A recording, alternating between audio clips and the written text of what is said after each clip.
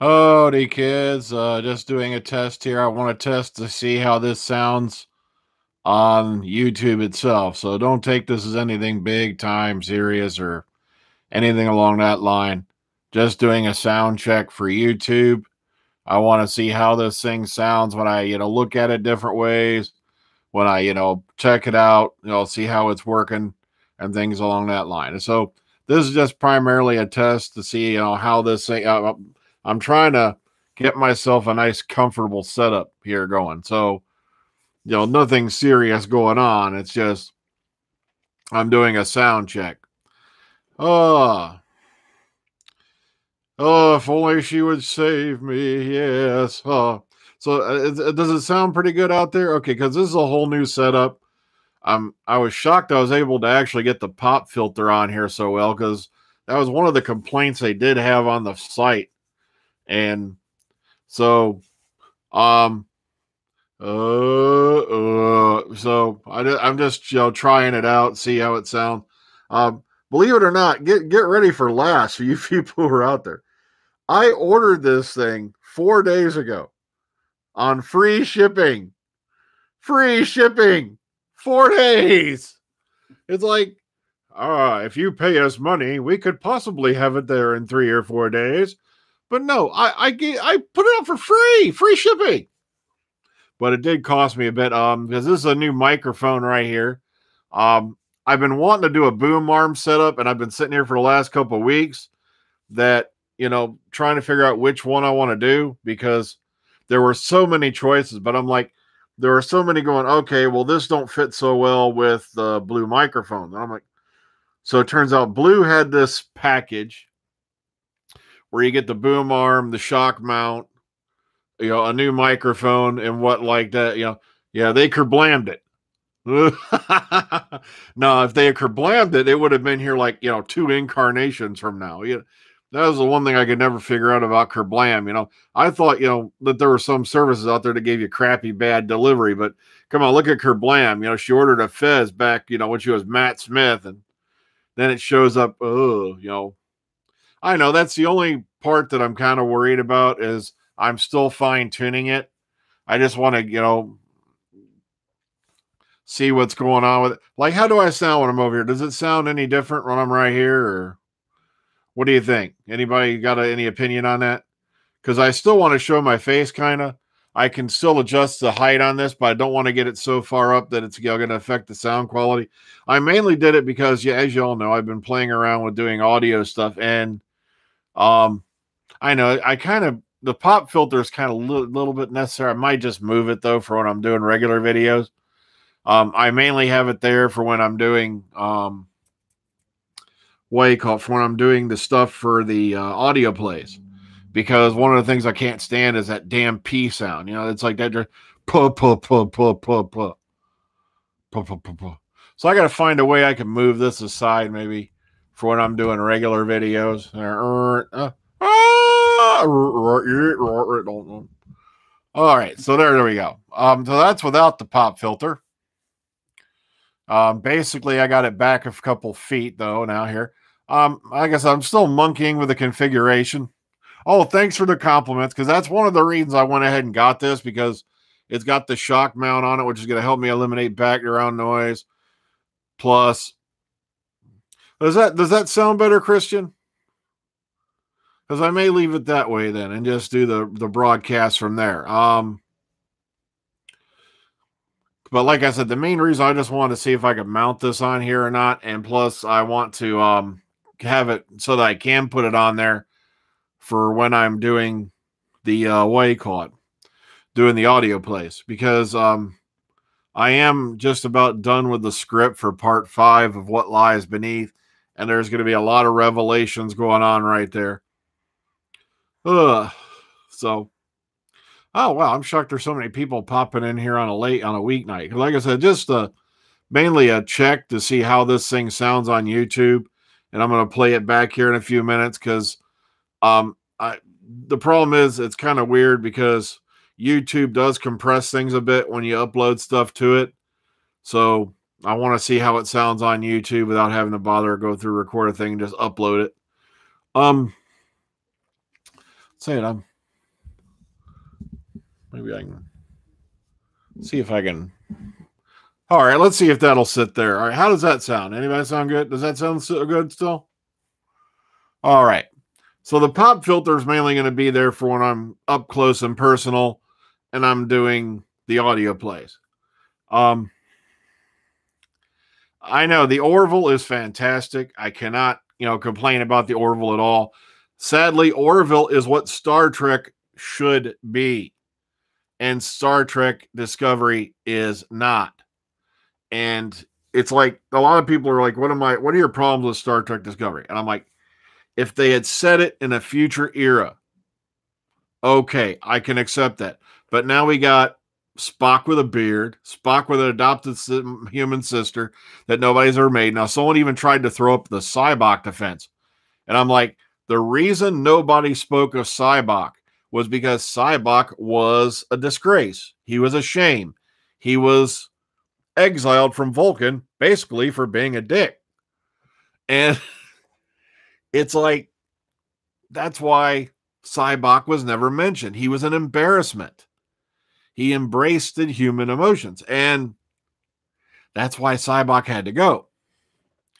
So, I know, but like I said, I'm kind of varying it because I want to hear what it sounds like and see if the sound's picking up just as well here.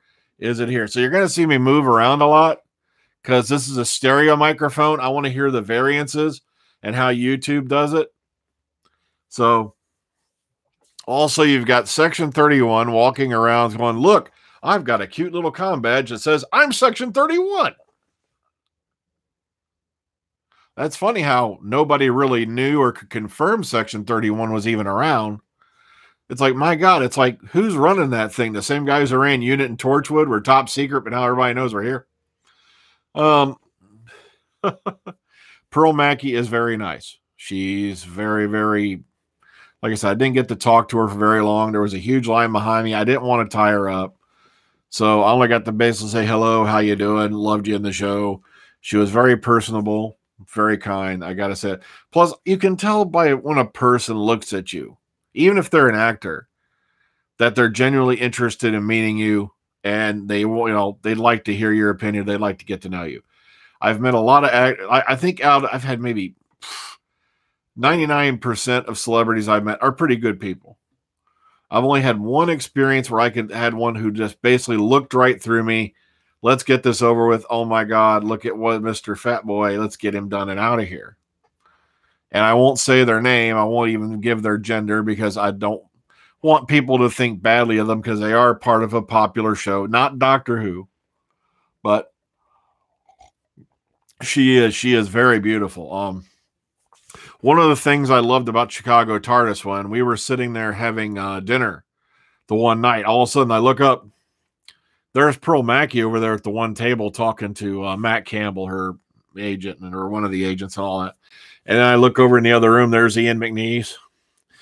Then wandering in and out of the bar were like Fraser Hines, and I saw Wendy Padbury and John Davey out.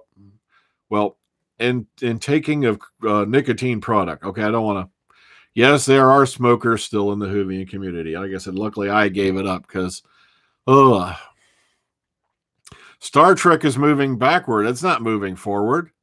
But you think the Picard Focus series is going to be anything more than a revamp of the Kelvin timeline? That's all it's ever going to be. As long as Alex Kurtzman is in charge of that show, it's going to be yet another mashup movie style. You see, that's what I mean. Why couldn't they have set this show in the future? Then you can justify the holographic displays. Then you can justify having all the magic mushroom drive. Then you can justify having all these ships that look way too far in advance for that series. Now, if you're a really hardcore classic fan and you're looking at the uniforms of the Discovery crew, can anyone tell me what the number one wrong thing is on that uniform that should not be there if it's 10 years before Kirk and Spock? I'm looking at, all right, I'll give you a hell yeah if you can get this right, because it's very obvious. It's 10 years before Kirk and Spock. It's exactly, you nailed it, Chris. It's the freaking insignias. Every ship in the original series had their own insignia. The traditional arrow-shaped one was the insignia for the Starship Enterprise. It did not become the officially adapted Starfleet insignia until after the Enterprise came back from the 5-year mission. Yet look, here we are, 10 years before Kirk even launched, and we're all wearing the emblem. Shows me how a whopping 5 minutes of research went into doing this thing. Otherwise, you wouldn't have people walking around on the Discovery, the Shih Tzu, or whatever the hell the thing is they're on, all wearing the same emblem. That did not happen until way later. So, once again, it's like I said, it's one of them things where, okay, we want to reboot it, but we don't want to bother to even look at what came before. We don't want to be biased by canon. Oh, that evil word. So, yeah, like I said, here is one bit of hope for you. If you go watch Midnight's Edge videos, also it's in the wind that all the various Star Trek companies, like Paramount, Viacom, CBS, there's a very good possibility that they're all going to remerge, which means you're going to have all of the Star Trek rights. Yeah, that's what I'm talking about, Kosh. Yeah. It's very unusual because a lot of people didn't know that Kosh had a last name, but it was only printed on the figure, which, by the way, I have the figure of Kosh. Yeah, Kosh Naranek. Yeah, the Sure communicator. You're right. That's exactly it. It's not, well, for one, it's not a communicator in this year. Wouldn't become a communicator until next generation. But like I said, I'm not kidding. Go back and watch the original series. Every ship had their own logo. They didn't all have the same one.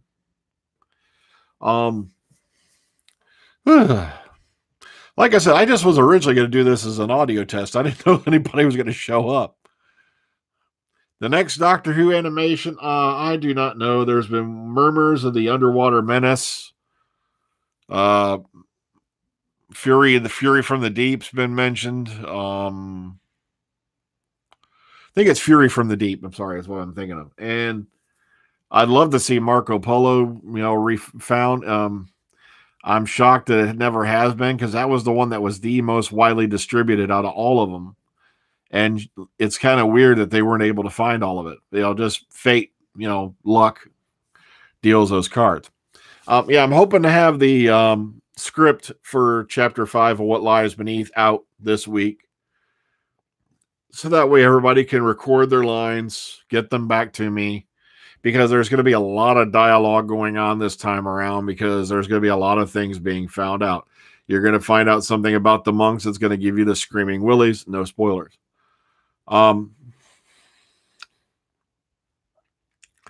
You're thinking about not Moffat, but Philip Morris.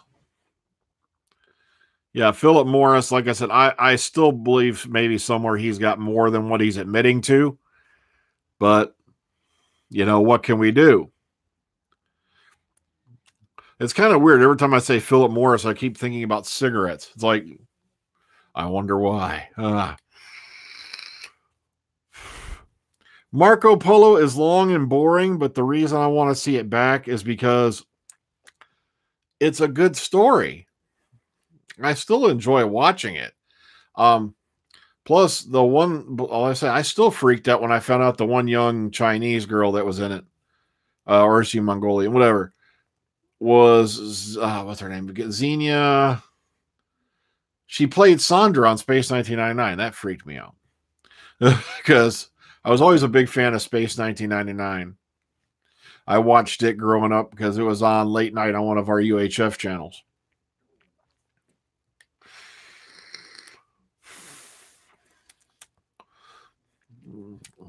Bortus. Yeah, this one's unplanned. This was just the boom arm, shock mount, and all that arrived today.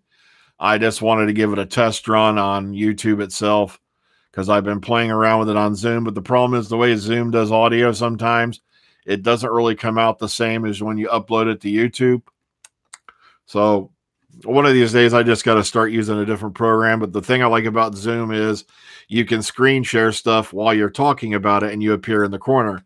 And in order for me to do that, another thing, I would have to record me, then I have to record footage of the thing, then combine them. Whereas Zoom, it gets it all done at once. Contact me via Brian Burris on Facebook, Nightmares, or via the Dr. Freedom Facebook page. You can contact me there as well. And tell me you're interested in doing a voice for the cast of Dr. Freedom and Eric the Audios. Or contact me on the Dr. Freedom and Eric Audio Facebook page. The thing is, I don't use that one that much, so I'd recommend going to the Dr. Freedom one. I don't know if they borrowed from Jerry Anderson. Did they really? Yeah, because we're going to have, if I pull off this one adventure I'm thinking about writing next, I was originally going to go The Coming of the Fict, which was going to be the next adventure, but I was like, I don't know. There's another one that's been preying on me to write. It's called Murder on the Shitanyu. And I want to do like maybe a murder mystery style with Dr. Freedom and Eric, but I got to sit down and do the outline for it yet. It's an idea that keeps popping into my head. Like I've had all kinds of them, like Sword of Psychona, which, you know, never emerged because that slowly morphed into become the Imperator. And what I'd love to see, yeah, I love, like, the funniest thing about Marco Polo, it had the most colorful, beautiful sets. But yeah, you caught it right on. That's the name of the ship, the Shitanyu, but it's not spelled like that. Murder, yeah, the Murder on the Shitanyu.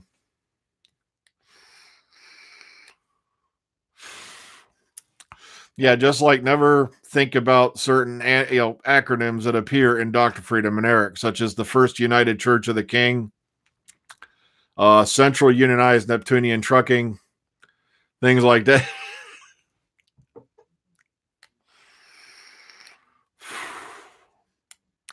Okay, the photo in your right. All right, because the thing is, all right, this way, my right. Yeah, all right, that's the photos. That was when we met Pearl Mackey at Chicago TARDIS last year. For folks who are interested, Paul McGann's now up here. Like I said, I thank Paul Griffiths for that one because he got that one for it's dedicated to me and the crew of the Omega Files. I got to thank him for that. I can never thank him enough for that. I'm just been so lucky that I've had so many great friends out there. You know, like thanks to my friend Beefhead, that is an autographed picture of now my brain blank Jodie Whittaker, which he got outside of BBC Radio 2 when she was there. So yeah, I have too, but there's nothing said about them. But you know what? If you want to be sad, go look at the ones as what's her name with Matt Smith. But like I said, there's so many great episodes I'd love to see come back for Doctor Who.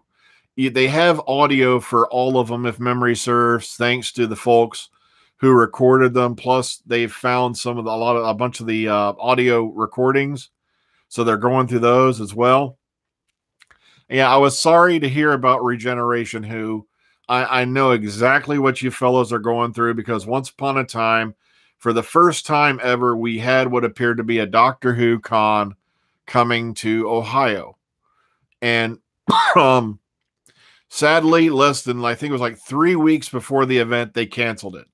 And the thing was, we all kind of knew it was coming because when you saw the guest list, it was kind of like it's too good to be true special. I may have to I think I still have the banner photo for it, just to give you an idea of how many guests. And I was so looking forward to that one because Sophie Alder was coming to that one, supposedly. And, I wanted to meet her, talk to her, and thank her in person for everything she's done for my show. Because she's been on the, I think I interviewed her twice. No, I interviewed her once. Then she appeared on the Omega Files twice. And one time she actually came on camera. And it was such an amazing 40 minutes or so. It's up in the interview section. And like I said, I always wanted to thank her in person because I could never thank her enough. Plus, she did the voice of Dr. Liberty for the Dr. Freedom and Eric audio plays. But like I said, I had to pay her for that because that was an acting role. Unfortunately, union rules, you can't get around it. But though she did knock the fee down so low that it was affordable somewhat. She basically cut out of her own commission to make it affordable for me just for a whopping 34 seconds that she was on. So that's why I kind of wrote it as Dr. Liberty kind of died, but I left it open because there's always that hope in the future. Some circumstance going to happen where you can actually bring her, character back. And I had written the character of Dr. Liberty as being portrayed by Sophie Aldred. So by having her actually doing it, it was kind of like a dream come true, because that's a character I envisioned for her, and she actually brought it to life for me. And the best part of it is when she recorded it, she was recording an audiobook. So she recorded this in studio, out of the studio time, rather than do it on her phone, which I would have been happy if she just recorded it on her phone. How many here have listened to the Tom Baker Big Finish comic strip adaptations? The Star Beast and the Iron Legion. Those are pretty good. Very, very well done. I enjoyed those immensely. Plus, I believe we're doing the thing on Scratchman tomorrow, which means I got a bone up on it. I'm going to try to listen to as much of it as I can tomorrow at work, because it's been about a couple months since I listened to it. So I got to remember to put it on the phone here tonight before I go. I'll hang around for a few more minutes if any of you got any questions, queries, or anything like that, because I've been wanting to test this rig up to see how it sounds anyway, and that's why I'm kind of moving around a bit, you notice, because I want to see how this microphone does. So, the thing is this, the Doctor Who cons that are out there, the big ones that are left, are Galley 1 and Chicago TARDIS, and it takes us 4 hours to drive the Chicago TARDIS. Whereas if what's that one? If Time Lord Expo, that's what it was called, would have gone off, it was about an hour away from my house. It would have been in Dayton. There was a mini event that took place that year down towards, it was, where was that at again? That was down in Waycott, that we went to, and that was at Pack Rat Comics. And we had a great time. That's where I got that picture right there of Caitlin Blackwood. And like I said, she was very nice, very intelligent young lady, very kind. Got to talk to her mother briefly as well. So, like I said, this was originally just meant to be a mic check, nothing fancy. I just wanted to throw... The super chat is on. Send the old man some money. No. I finally enabled super chats. I don't know why, because I'll be shocked if anyone even, clicks on that sucker. So, yeah, this is just a black Yeti. It's pretty much the same as the one over, well, I haven't quite packed it away yet. It's over here somewhere. It is my regular one right here. And this one came with the boom mic and all that. So, let me wind this up, because I got to put this one away, because at least it's kind of weird now. I got 3 functioning mics in the house. I got a Nessie back there in the drawer. Oh my God, I got a $5 super chat from Brendan Looney. Thank you, Brendan. You're the first person ever to give me money. Well, £5, which means it'll be about $3. But I still appreciate it. So, like I said, I'm still monkeying with the configuration. I've always wanted to get a boom mic. And so this way I can be hands-free. So, who is Brendan Looney anyway? But no, if you're out there, thank you. So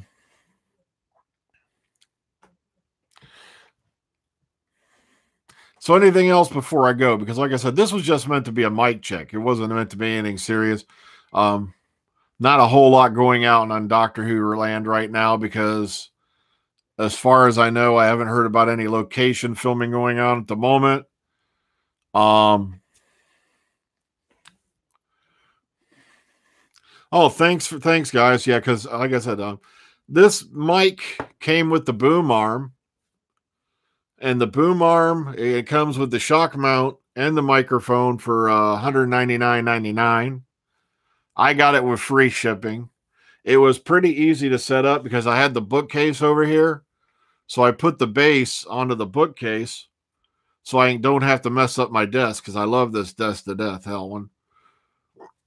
It's one of the things I blew money on with my moving allowance. Yeah, I've heard about Craig Charles and his ability with drink. I remember once he did this live like ghost hunting special, and you could tell he was sauced off his ass. I would love to see another Time Lord come in, like the Ronnie or the Meddling Monk, but it just seems more and more to me lately that there's some kind of secret handshaking deal going on between Big Finish and the BBC, saying, look, you stay out of our yard, we'll stay out of yours. Because you'll notice you haven't seen a classic companion come back on the main show since Sarah Jane and K9 did. And, you know, since the end of the Tennant era, they've never popped back up again. And there's so many out there that want to do it. You ask any big, you know, ask any classic companion, and they'll say, bam, bam, bam. I don't know. You see, in my mind, and this is my theory, one of the things you'll learn in science is the very act of observing an event can change an event. So the fact that he met the Valeyard and kind of dealt with him there, it might have led to the fact that the Valeyard timeline was averted. So that might be why the Valeyard never showed up when he was quote unquote supposed to, as an amalgamation of the Doctor's dark side. So I was kind of hoping they were going to bring back Omega with the whole story arc that turned into the Silence thing. Because to me, the fact that you've got a bunch of, you know, freaking religious zealots that can not only hack a TARDIS, but they can also hack a TARDIS to make it explode. But then also they can beam a flesh signal into Amy Pond, even when they were outside of the known freaking universe, in the Doctor's wife. So I was kind of hoping, okay, there's one being I know who could do it, who's got the gumption, and that would have been Omega. Then you had little Omega signals showing up everywhere, and it turned out to be that horse shit. And oh, thank you, Kosh.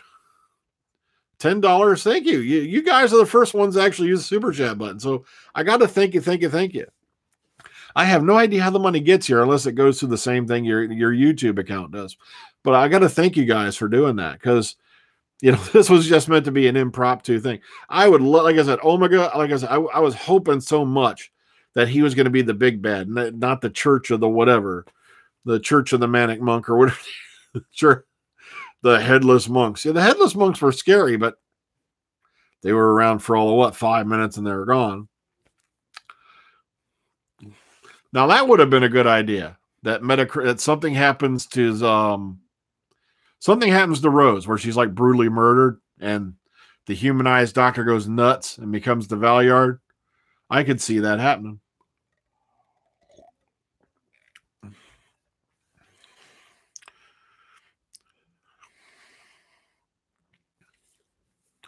Well, they said he was an amalgamation from the Doctor's 12th and final incarnation.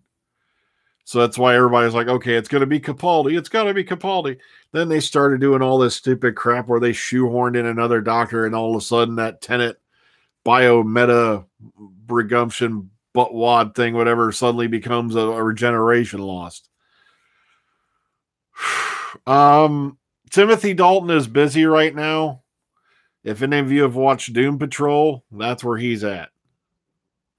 Yeah, the Church of the Manic Monk. That's a thing I got from Bard's Tale, I believe, was Church of the Manic Monk, if I remember right. But Church of the Papal Mainframe. Like I said, it just didn't make any sense to me that these guys could not only suddenly override a TARDIS and all that, but all of a sudden they've got the power, like I said, to beam flesh signals into a TARDIS And it just seems to me like they did a lot of things where the TARDIS started becoming minimized. Like, you can have River Song with a vortex manipulator, can go visit Amy and Rory, but the Doctor can't in a machine that was designed by a people who were over 1 billion more years advanced than the time agents were. I would love to have Ace back. Like I said, one of the ideas that I bounced around out there, and here's one that'll knock your socks off, is even RTD about a year or so ago was talking with, what's his name? Shit. And he said, and he told him, look, maybe we shouldn't have stopped doing the Sarah Jane adventures when we did. And like, you could have had, like, my idea was have Perry Brown step in. And what would have made it funnier in hell is Perry Brown's been living off world with King Yakarnos. But of course, in the Big Finish audios, they brought her up to date a little bit where she mentions the internet. But it would have been interesting to have the kids trying to get her readapted to life on Earth in the 20th and 21st century. And, you know, at the same time, they got to go fight aliens while she's trying to get used to this new timeline because she's been on another planet this whole freaking time. Or, you know, you could have done the same thing with Ace. Doom Patrol is on, oh crap, what's that on? Is that on Stars? I'm sorry, I'm blanking because it's almost time for me to go to bed. I got to get my ass going because I got to be up for work in a few hours. I only stayed up a bit later tonight because I've been trying to get this thing hooked up and, you know, looking reasonably good. Doom Patrol is a DC-based show, DC Comics, like Titans. It's more adult. There's more going on there. A lot of good stars in it. Like I said, Timothy Dalton, he kind of plays like a Charles Xavier style character. He's a mentor and teacher and inventor and all that who's brought this group of like misfits together. Alan Tudyk's in it, you know, Timothy Dalton, Brendan Fraser. Legally, I don't watch anything illegally. I never have.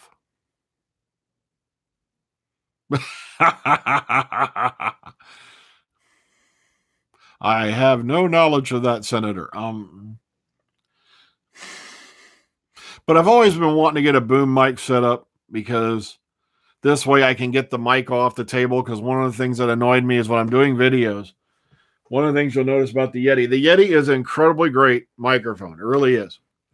And it comes with a steel-weighted base.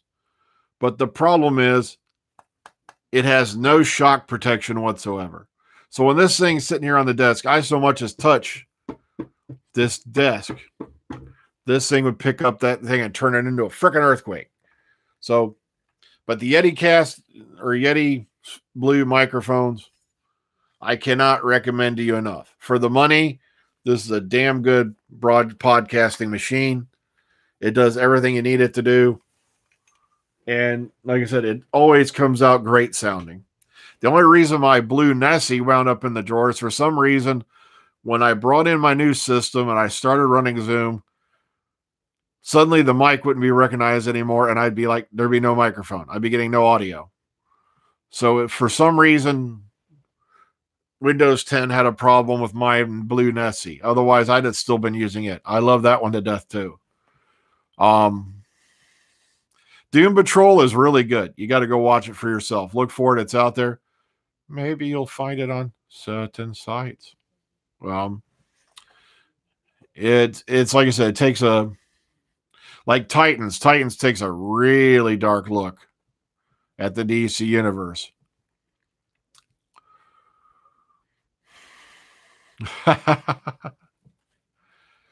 Well, you have to love the fact that it turns out the Snowman was kind of a prequel for a Troughton episode. Which I thought was funny as fuck.